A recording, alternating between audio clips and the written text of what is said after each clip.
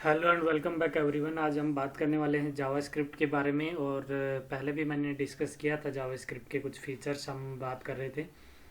सो Y choose JavaScript, जब आपके दिमाग में ये क्वेश्चन क्लिक करता है तो सबसे पहले इसका जो आंसर है वो यही रहेगा कि जब भी आपको डायनेमिक बात की जाए, वेबसाइट के डायनेमिक वेबसाइट बनाना है तो आप जावास्क्रिप्ट पे फोकस करते हैं।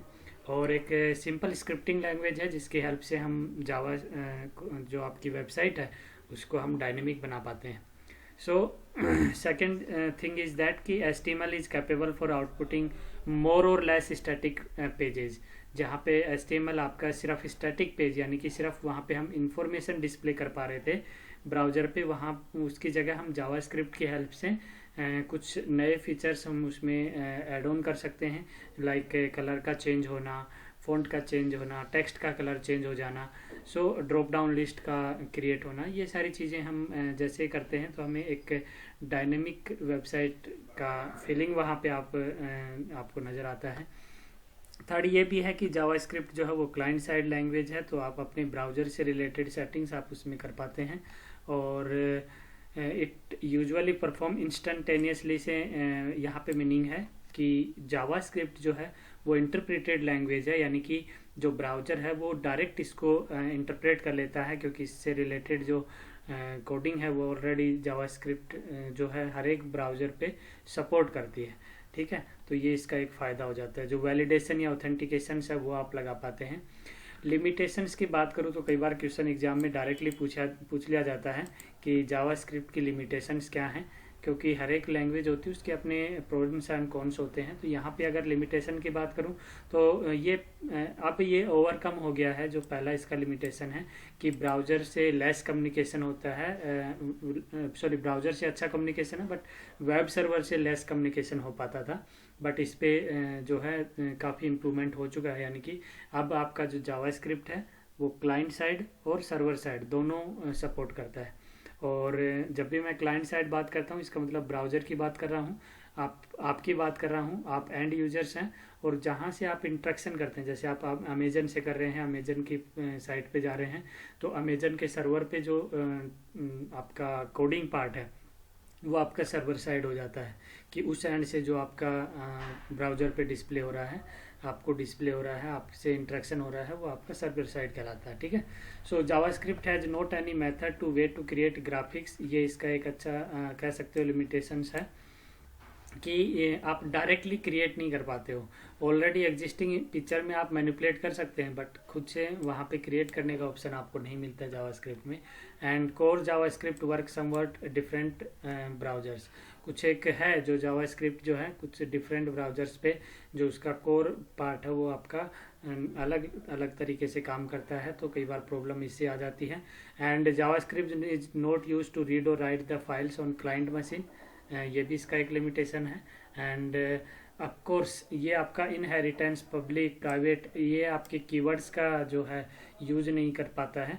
सो हम इसको इसीलिए कंप्लीट ऑब्जेक्ट ओरिएंटेड लैंग्वेज नहीं कहते हैं। ठीक है, क्योंकि ये इनको सपोर्ट नहीं करता है, जबकि अदर लैंग्वेज जो है लाइक जावा है, C++ है, वो इनको सपोर्ट करती है। ठीक है, जावास्क्रिप्ट रोल वेब डेवलपमेंट में इसका क्या रोल है, तो सिंपल है कि सबसे पहली बात तो ये है कि जावास्क्रिप्ट का कोड जो है वो इंडिपेंडेंटली ना लिख के हम क्या करते हैं उसको HTML कोड के साथ अम्बेड करते हैं। और अम्बेड से मेरा मतलब है कि उसके साथ हम इस कोड को लिखते हैं और किसके विद इन स्क्रिप्ट टैग लिखते हैं, यानी कि स्क्रिप्ट टैग ओपनिंग होगा और उसका क्लोजिंग टैग होगा। विद इन इट हम अपना जो JS कोड होगा, जावास्क्रिप्ट कोड होगा, वो लिखेंगे।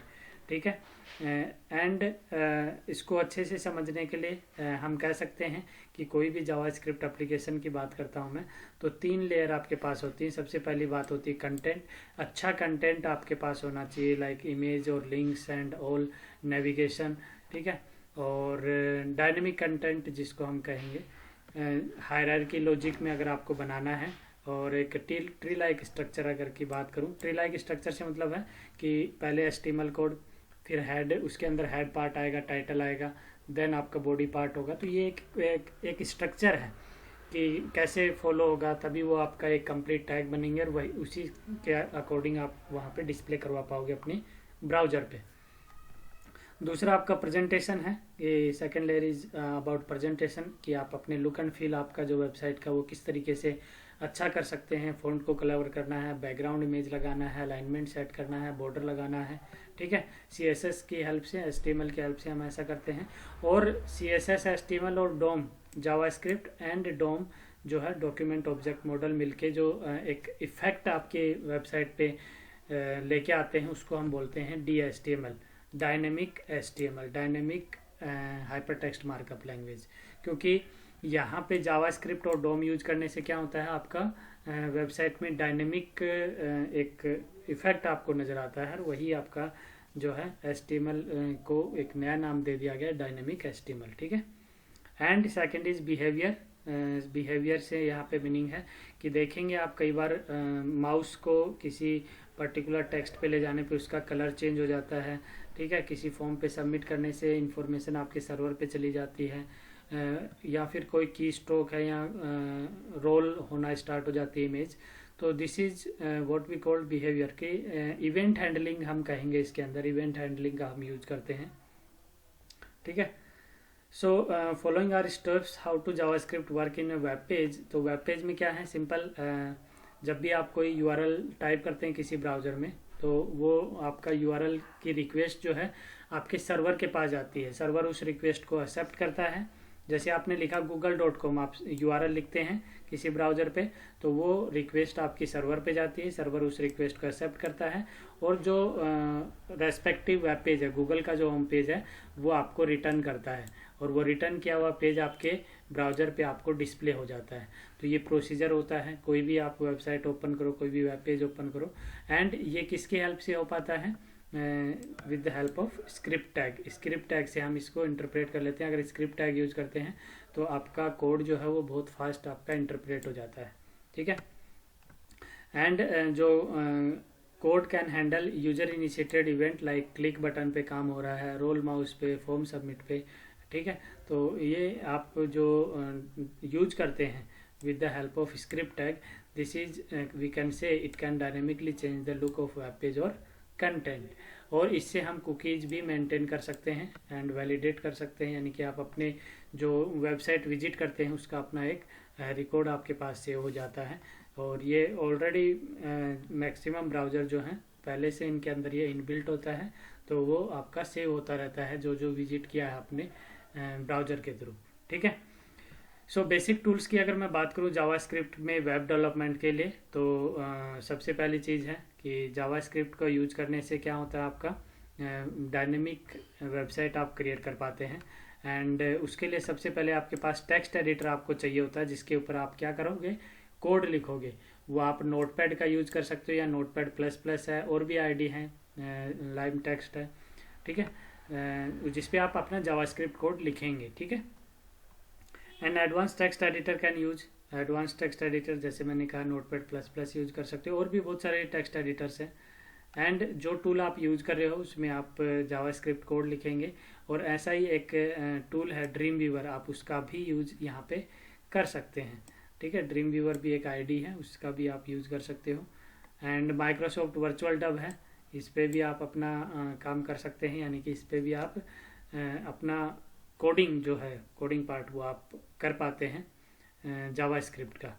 नेक्स्ट आपका जो है वेब ब्राउज़र आपको रिक्वायर्ड होता है, जिस पे आप अपना जो कोडिंग है जो आपने की है उसका इफ़ेक्ट आप उस पे ब्राउज़र पे देखते हैं कि आपका ब्राउज़र पे आपकी जो वेबसाइट है या आपने जो बनाया है वेब पेज वो कैसा आपको नज़र आएगा, ठीक है।